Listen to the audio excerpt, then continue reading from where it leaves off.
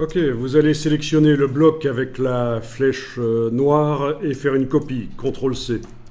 Et on va aller positionner ça sur du texte, sur la page de début ici par exemple, voilà. La page 3.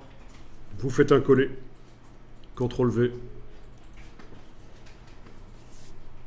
Alors je suis sur quel calque là? Ah, le calque image flottante, c'est parfait, c'est celui qu'il faut. Il est sous le calque texte, c'est peut-être pas très logique, mais c'est pas grave, puisque de toute façon, je vais mettre maintenant l'image en habillage.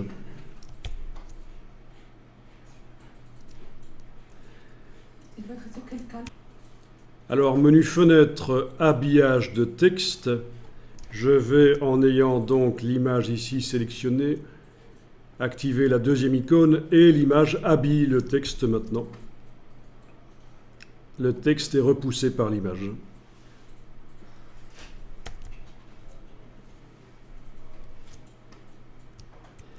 On va redimensionner l'image avec l'outil de transformation manuelle. Vous prenez une poignée du coin avec la touche majuscule enfoncée et ça redimensionne l'image. Je la fais rentrer un peu là comme ça.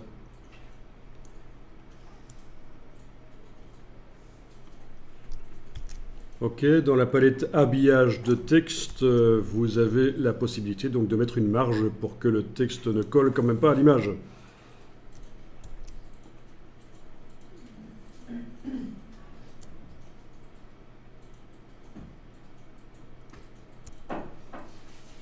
D'accord, ça marche?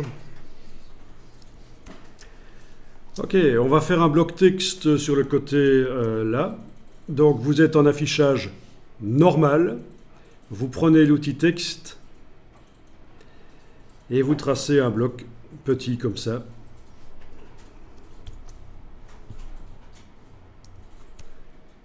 On va aller dans la palette des styles de paragraphe, sortir de ce style-là. Donc je clique sur paragraphe standard, j'étais en légende sous les images. Dans la palette style de caractère, c'est également, il est indiqué sans style de caractère. Voilà, et vous tapez un petit texte ici dedans, comme ça par exemple.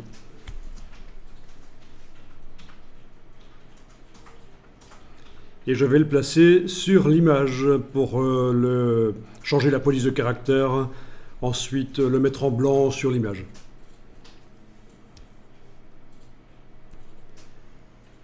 Alors,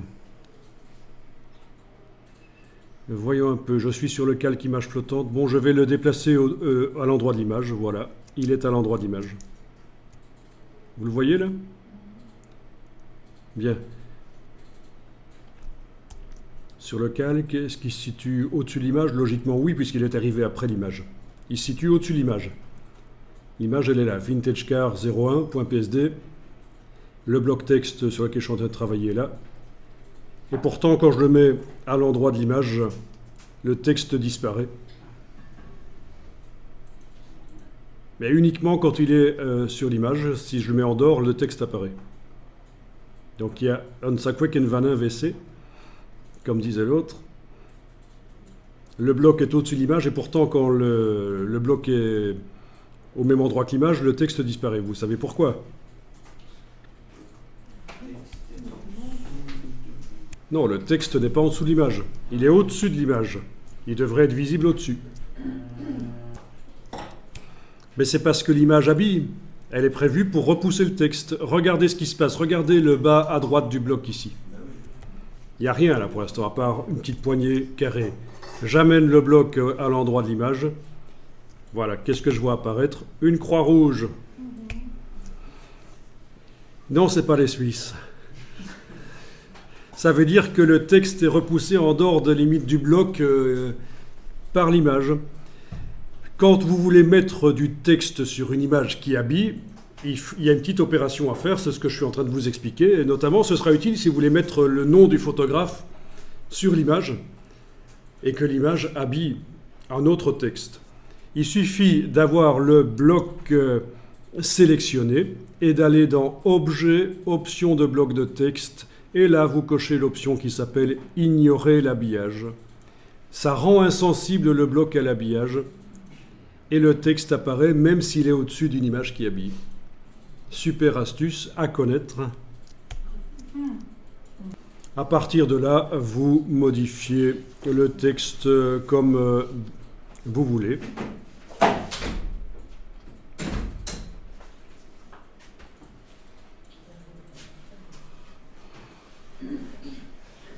Le reste, ça devient un peu de la création.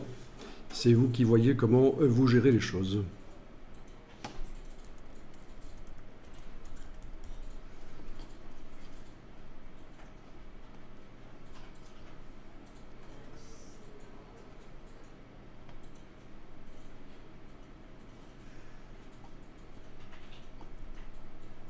Rien de nouveau ici par rapport à ce qu'on a fait précédemment.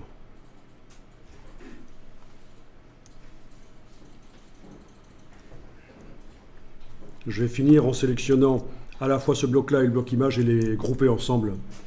Objet associé, comme ça quand je clique à cet endroit-là, c'est les deux qui bougent.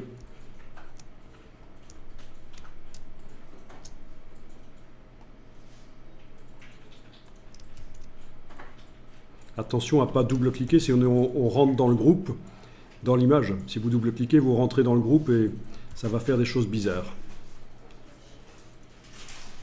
De ce genre-là. Bon, donc, quand vous déplacez le groupe, une fois que vous avez groupé les deux, attention à ne pas faire des clics successifs trop proches l'un de l'autre, sinon c'est considéré comme un double clic. Et évidemment, ça va rentrer dans le groupe et voire même dans le bloc de l'image et bouger l'image. Enfin voilà, ça c'est quand même intéressant de voir comment ça fonctionne ça. L'option ignorer l'habillage.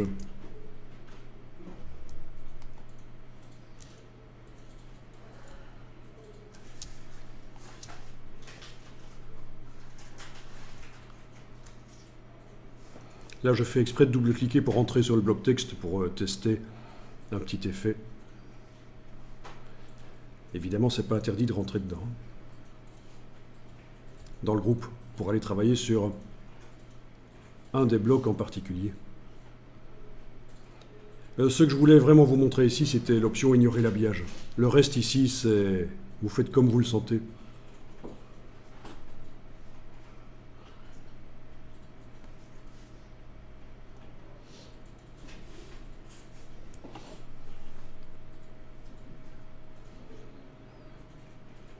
Ok. Amusant, hein? Vous avez remarqué qu'il y avait différents types de contours qui étaient disponibles.